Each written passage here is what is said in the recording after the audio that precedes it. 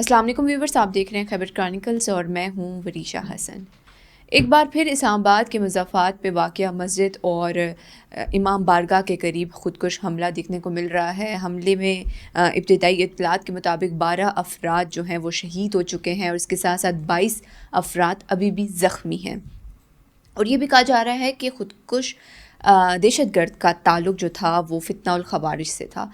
آج کے pod cost میں ہم یہ بڑھتے ہوئے دہشت گردی کے حملوں کے بارے میں بات کریں گے، ساتھ ہی ساتھ ہم ایپکس کمیٹی کے بارے میں بات کریں گے کہ دیکھا جائے کافی اچھی ڈیولپمنٹ دیکھنے کو مل رہی ہے۔ کہ آج کی پوڈ کاسٹ میں یہ سوال اٹھائیں گے کہ خیبر پختونخوا کی گورنمنٹ آیا سیریس ہوئی ہے گورننس کو لے کر یا نہیں، یہ جانیں گے ہم اپنے گیسٹ سے۔ ہمارے ساتھ موجود ہیں سینئر صحافی و تجزیہ نگار ارشد عزیز ملک۔ السلام علیکم سر۔ وعلیکم السلام۔ بہت شکریہ سر آپ کی قیمتی وقت کا۔ سر، یہ جو اسلام آباد میں واقعہ ہوا ہے، ایک دفعہ پھر ایک دہشت گردی کا حملہ ہوا ہے، کیا کہیں گے؟ پہلے آپ اس بارے میں بتائیں، آپ کے پاس اس بارے میں کیا اطلاعات ہیں؟ بڑا افسوسناک واقعہ ہے اور یقیناً ہم اس کی مذمت بھی کرتے ہیں۔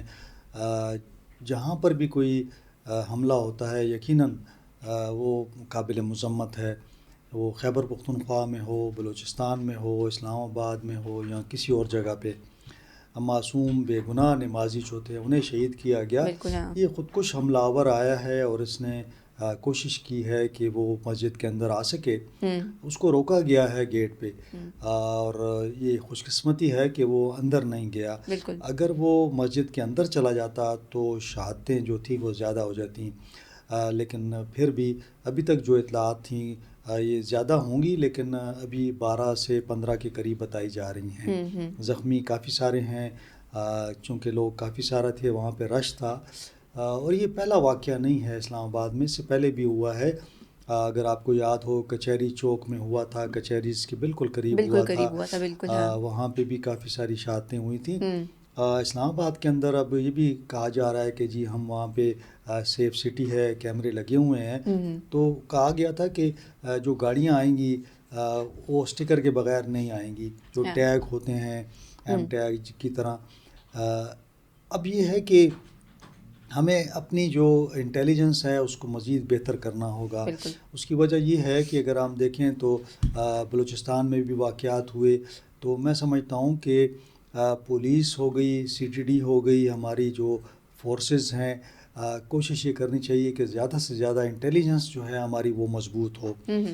وقت سے پہلے ہمیں پتہ لگنا چاہیے کہ کوئی اس قسم کی واقعہ ہونے والا ہے، اور اس بندے کو ہمیں روکنا چاہیے اس سے پہلے، کیونکہ اگر آپ دیکھیں نا، اگر پولیس کھڑی ہے اور کوئی خودکش آ جاتا ہے تو پولیس اسے کیا کر سکتی ہے؟ اس کے ساتھ یہی ہوتا ہے کہ اس کو پکڑے گی تو بلاسٹ کر دے گا۔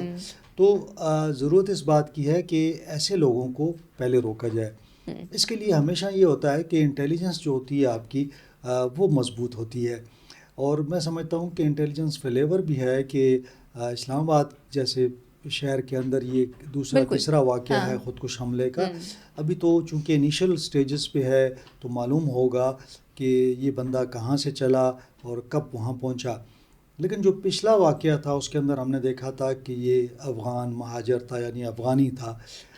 اب اس میں بھی تحقیق ہوگی اور معلوم ہوگا کہ یہ کون ہے، لیکن اب تک جو ذمہ داری ہے فتنہ الخوارج نے اس کی ذمہ داری لے لی ہوئی ہے، اور انہوں نے کہا ہے کہ جی ہم نے پاکستان میں لوگوں کو نشانہ بنایا ہے۔ بدقسمتی ہے کہ یہ واقعات جو ہیں بڑھ رہے ہیں، اور خیبر پختونخوا میں تو یہ روزانہ کا معمول ہے۔ یہاں پہ تو کوئی ایسا دن نہیں ہوتا جس دن کاروائیاں نہیں ہوتی یا جس دن جو ہے اٹیکس نہیں ہوتے، لیکن بہرحال اسلام آباد کو محفوظ بنانے کی ضرورت ہے، اس کو مزید وہاں پہ بہتر کرنے کی ضرورت ہے، جو بھی وہاں پہ پولیس ہے اس کو مزید اسٹرینتھن کرنے کی ضرورت ہے، کیونکہ اگر اسلام آباد میں اگر یہ حالات ہوں گے تو پھر پاکستان کا جو امیج ہے پوری دنیا میں وہ خراب ہوتا ہے۔ اور میں ساتھ یہ بھی کہتا ہوں کہ دیکھیں آپ، ٹھیک ہے کہ ہمیں یہ بھی پتہ ہے کہ ہمارا دشمن جو ہے وہ انڈیا ہے، ٹھیک ہے، اور ہمیں یہ بھی پتہ ہے کہ یہ جو واقعہ ہوا ہے اس کی بھی، جو میرے اپنے سورسز ابھی تک کہتے ہیں کہ اس کی بھی پلاننگ جو ہوگی وہ افغانستان سے ہوئی ہوگی، اور ہو سکتا ہے کہ یہ بھی افغان ہو۔ تو ہمیں جب اس چیز کا علم ہے کہ انڈیا ہمارے خلاف جو ہے وہ اپنی پراکسس کو استعمال کر رہا ہے اور افغانستان جو ہے اس کی بیس ہے، پاکستان نے بارہا افغانستان کو یہ کہا ہے کہ ان لوگوں کو روکا جائے، لیکن افغان حکومت مکمل طور پہ ناکام ہے. اسی وجہ سے پاکستان نے جو ہے بارڈر بھی بند کر رکھا ہے. تو اگر بارڈر بھی بند ہے پھر بھی یہ بندہ اگر افغانستان سے ٹریول کر کے آیا ہے اور اب یہ دیکھنا ہوگا کہ یہ پاکستان میں پہلے سے تھا یا افغانستان سے کس طریقے سے یہ آیا ہے. بالکل. تو بہرحال یہ اب تحقیق ہوگی, تفتیش ہوگی, اس کے بعد صورتحال واضح ہوگی. بالکل, اس واقعے سے کئی سوالات اٹھتے ہیں. لیکن سر اگر دیکھا جائے کہ کے پی میں بھی کافی حملے ہوئے ہیں, بلوچستان میں بھی حملے ہوئے ہیں, اور اب اسلام آباد جیسے شہر, آپ کا یہی کہنا ہے کہ سیکیورٹی فیلئر تھا, تو کیا لگتا ہے کہ یہ اس طرح کے حالات آخر ہم کب تک دیکھیں گے؟ دیکھیں, یہ تو ظاہر ہے کہ جب تک یہ جو دشمن ہے آپ کا وہ چاہتا ہے کہ پاکستان کو ختم کیا جائے. لوگ بار بار یہ سوال کرتے ہیں نا کہ آخر ہم کب تک اس طرح ہوں گے. تو میں انہیں کہتا ہوں دیکھو, پاکستان جو ہے اسلام کے نام پہ بنا ہے, تو لوگ تو دشمن ہیں آپ کے. پھر آپ ایٹمی پاور ہیں, لوگ دشمن ہیں آپ کے. تو بہت ساری ایسی چیزیں ہیں جس کی وجہ سے پاکستان کو ٹارگٹ کیا جاتا ہے. اب پاکستان کو اپنی حفاظت کے لیے, ٹھیک ہے, انڈیا کو تو ہم نے برابر کر دیا, وہ لوگوں حملہ کرنے آئے اور پھر خود ہی ہم نے ان کو چلتا کیا. اب یہ جو دشمن ہے, اب انڈیا جو ہے, میں نے پہلے بھی بات کی تھی کہ انڈیا اب حملہ نہیں کرے گا, اب وہ کوشش کرے گا کہ دہشت گردی کے ذریعے پاکستان کو کمزور کرے. اب ہمیں کیا کرنا ہے؟ لیکن ہمیں تو پتہ ہے دشمنی تو کرے گا نا, ہمیں اپنے آپ کو مضبوط کرنا ہے.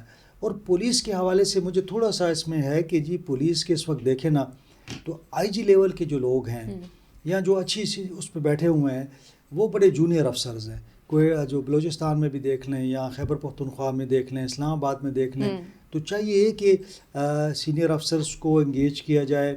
پھر اگر سی ٹی ڈی آپ مضبوط کرتے ہیں تو میرا یہ خیال ہے کہ ہمیں پولیس کو اسپیشل برانچ کو مضبوط کرنا چاہیے. اسپیشل برانچ کا یہ کام ہے کہ وہ پہلے سے انفارمیشن دیتی ہے حکومت کو.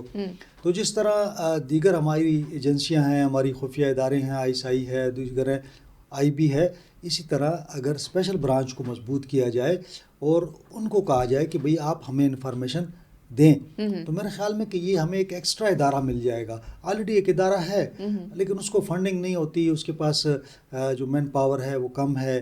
تو ان اداروں کو مضبوط کرنے کی ضرورت ہے. لیکن دیگر ملک بھی ہیں نا, ان کے بھی دشمن ہیں, انہوں نے اپنے سسٹمز جو ہیں وہ مضبوط کیے ہوئے ہیں تاکہ اس میں سے کوئی نکل نہ سکے اور اس طرح کا واقعہ نہ ہو سکے.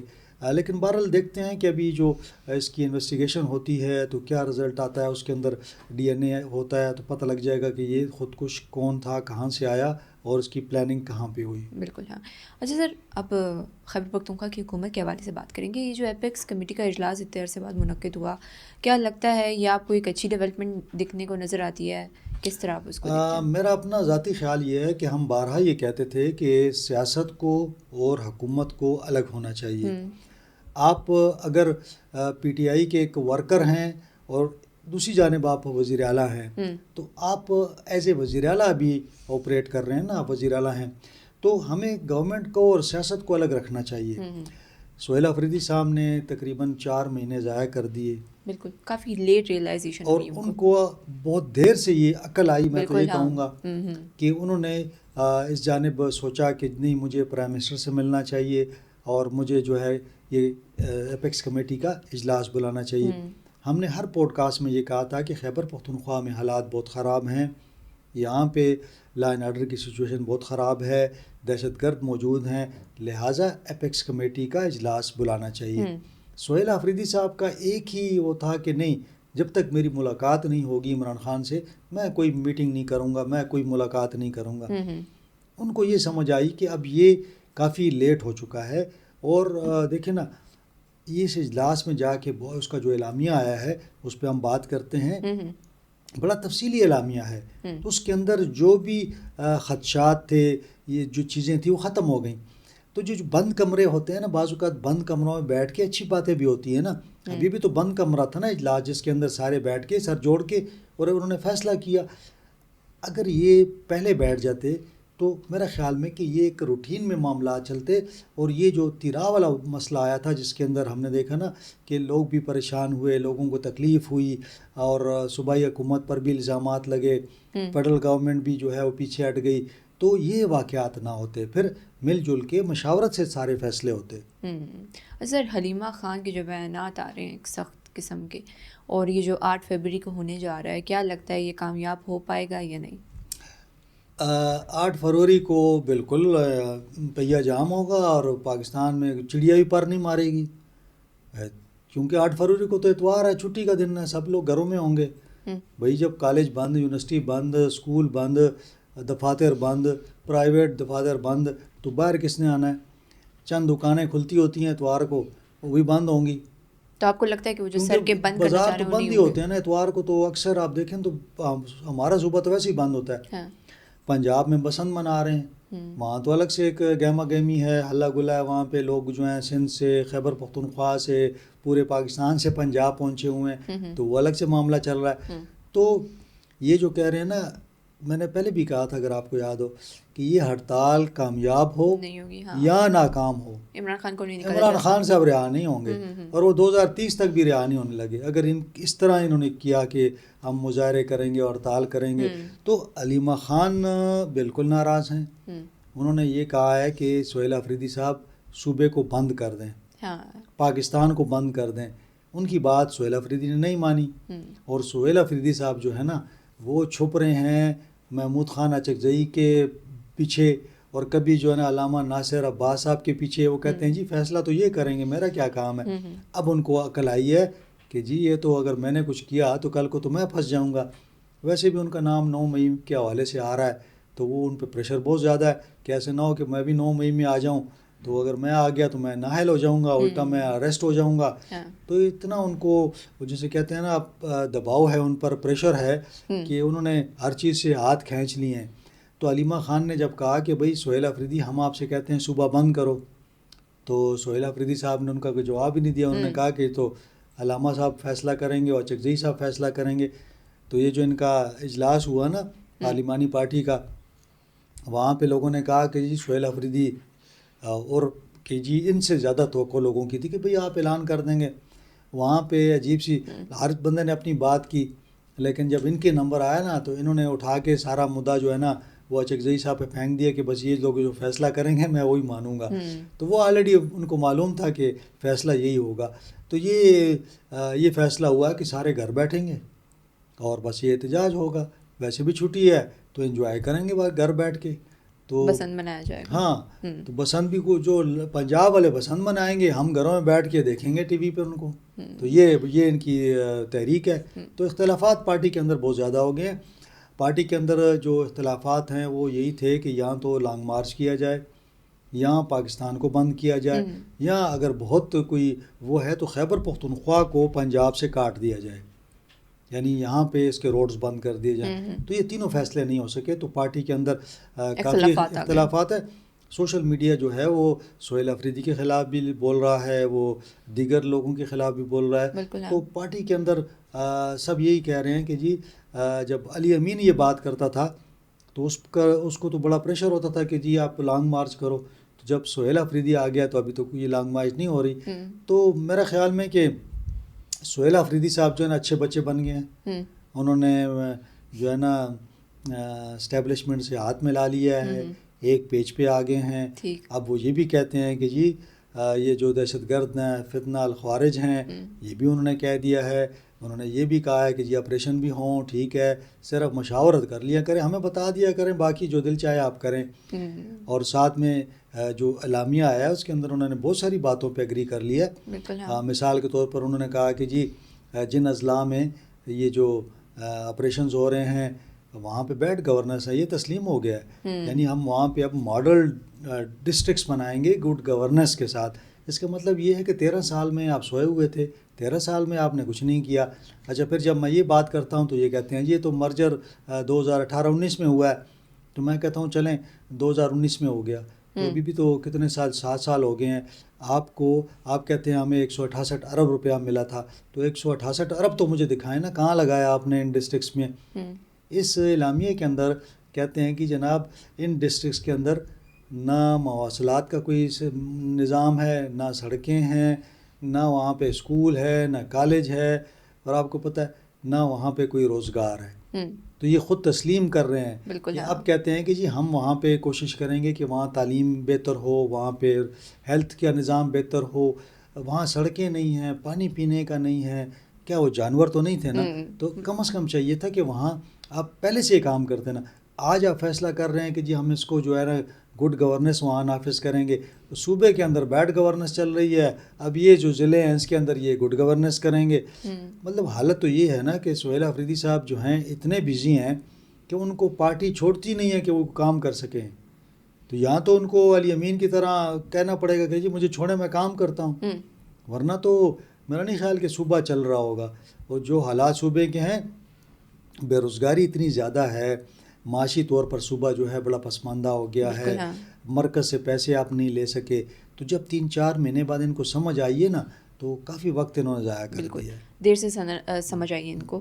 اچھا سر، آپ نے یہ کہا ہے کہ محمود خان اچکزئی کے پیچھے جو ہیں سہیل آفریدی چھپ رہے ہیں، اس سے آپ کا کیا مطلب ہے؟ مطلب محمود خان اچکزئی کیا لگتا ہے کہ وہ عمران خان سے ریلیٹڈ کوئی بات کر سکیں گے وزیر اعظم سے؟ دیکھیں وہ تو ان کو اپوزیشن لیڈر بنایا گیا ہے، اور عمران خان صاحب کی خواہش تھی کہ میری پارٹی سے کوئی نہ بنے اور کسی اور کو بناتے ہیں، تو وہی ان کی خواہش پہ بنایا گیا ہے. پرائم منسٹر نے فیصلہ کیا ہے کہ وہ محمود خان اچکزئی سے جا کے ان کے چیمبر میں ملیں گے ہاں، اور ہو سکتا ہے کہ اگلے سیشن میں وہ جا کے ان سے مل لیں. اب وہاں بیٹھ کے بات چیت بھی ہوگی. ایک بات جو سمجھ آ رہی ہے وہ یہ آ رہی ہے کہ اپوزیشن جو ہے اس وقت وہ محمود خان اچکزئی اس کو چلا رہے ہیں، ٹھیک ہے نا، پی ٹی آئی پیچھے رہ گئی ہے. اور اب محمود خان اچکزئی کی خواہش یہ ہے کہ معاملات کو بات چیت کے ذریعے، مذاکرات کے ذریعے، مل بیٹھ کر مشاورت کے ساتھ بند کمروں میں بیٹھ کے بات کی جائے. تو اب وہ ان کے ساتھ بیٹھیں گے کمروں میں. لیکن میں نے ہمیشہ کہتا ہوں کہ معاملات جو ہیں نا وہ کمروں میں ہی حل ہوتے ہیں، سڑکوں پہ نہیں حل ہوتے. تو یہ جو سڑکوں کی بات کرتے تھے نا، آج یہ اپنے اس بیانیے سے پیچھے اٹھ گئے ہیں. دیکھیں نا آپ نے ان کا بیانیہ، جو یہ باتیں کرتے تھے ساری باتیں انہوں نے چھوڑ دی نا. آج کدھر آ گئے ہیں؟ واپس آ گئے ہیں نا. اس لیے میں کہتا ہوں کہ محمود خان اچکزئی جو ہیں وہ اب حکومت کے ساتھ کوشش ان کی یہ ہوگی کہ جب پرائم منسٹر آئیں گے تو وہ انہیں کہیں گے کہ ایک کمیٹی ہم بنا دیتے ہیں، اس میں دونوں جانب سے لوگ آ جائیں گے اور ہم دیکھ لیتے ہیں کون کون سے ایشوز ہیں ہمارے، ٹھیک ہے. ان ایشوز کو رکھ کے تو پہلا جو ان کا جو ایشو وہ کہتے ہیں نا، مطلب وہ عمران خان صاحب کی رہائی کے حوالے سے نہیں بات کر رہے. وہ کہتے ہیں کہ اگلا الیکشن بہتر انداز میں ہو، صاف شفاف ٹرانسپیرنٹ الیکشن کے لیے الیکشن کمیشن بنایا جائے. تو وہ ایک ٹیوارز وغیرہ بنیں گے. تو یہ ایک لانگ پروسیس ہوگا، یہ 2-4 دن کی بات نہیں ہوگی. دیکھا جائے کہ 2-3 سال جو ہے کس طرح یہ لوگ گزارتے ہیں. تو اگر اچھے بچے رہے، معاملات بہتر رہے، اور انہوں نے یہ جو سڑکوں والی سیاست ہے، یہ جو انتشار کی سیاست ہے، یہ جو فساد کی سیاست ہے، اس کی طرف نہ گئے، ٹھیک ہے. دیکھیں میں یہ کہتا ہوں احتجاج کریں، احتجاج تو ان کا حق ہے نا. میں نے تو کبھی نہیں کہا کہ احتجاج نہ کریں. آپ احتجاج کر رہے ہیں اور ایسا احتجاج کریں کہ لوگ کہیں کہ جی بالکل آپ احتجاج کر رہے ہیں. اس احتجاج سے 9 مئی نہ بن جائے. جو 9 مئی بنتا تھا نا وہ والا واقعہ نہ ہو. باقی احتجاج آپ کا حق ہے، آپ کو کرنا چاہیے، اور آپ پورے پاکستان میں کریں، اس میں تو کوئی دو رائے نہیں ہے. تو لیکن یہ ہے کہ وہ ایک جو احتجاج ہوتا ہے نا اور جو انتشار یا فساد ہوتا ہے اس میں بڑا فرق ہوتا ہے. ہاں. اور پھر اگر 9 مئی والے واقعات ہوتے ہیں کہ پاک فوج پہ حملے شروع کر دیں، آپ حکومت سے حکومت کی معاملات پہ بات کریں نا. پاک فوج کو چھوڑیں، وہ جو کر رہی ہے وہ اپنا معاملہ ہے آپ کا. اب آپ جو ہیں ان کے ساتھ اپیکس کمیٹی میں بیٹھے ہیں، آپ دیکھیں معاملات اب بہتر ہونا شروع ہو جائیں گے. تو یہ ایک کوآرڈینیشن ہونی چاہیے. اور دیکھیں جب اسلام آباد پہ حملہ ہوتا ہے نا، اس کا مطلب یہ ہے کہ پورا پاکستان جو ہے وہ کھلا ہوا ہے اور کہیں بھی حملے ہو سکتے ہیں نا. تو ہمارا صوبہ تو ویسے بھی ونریبل ہے، یہاں پہ تو ریٹ ہی نہیں ہے حکومت کی. بہت سارے علاقے ہیں جہاں پہ آپ کو پتہ ہے کہ شام کے بعد پولیس ہی نہیں ہوتی اور دہشت گرد جو ہیں وہ دندناتے پھر رہے ہیں. تو خیبر پختونخوا میں زیادہ ضرورت ہے کہ فوج، ہماری صوبائی حکومت، فیڈرل گورنمنٹ ایک پیج پہ آ جائے. تو یہ ایک اچھا خوشائند ایک وہ ہے کہ ہمیں نظر آ رہا ہے کہ کچھ بہتری آئی ہے. بہت شکریہ ارشد صاحب آپ کا. یہیں پہ ہماری پوڈ کاسٹ کا اختتام ہوتا ہے. اپنی رائے کا کامنٹ سیکشن میں اظہار ضرور کیجیے. ملتے ہیں اگلی پوڈ کاسٹ میں نئے مہمان کے ساتھ، نئے سوالات کے ساتھ. تب تک کے لیے اللہ حافظ.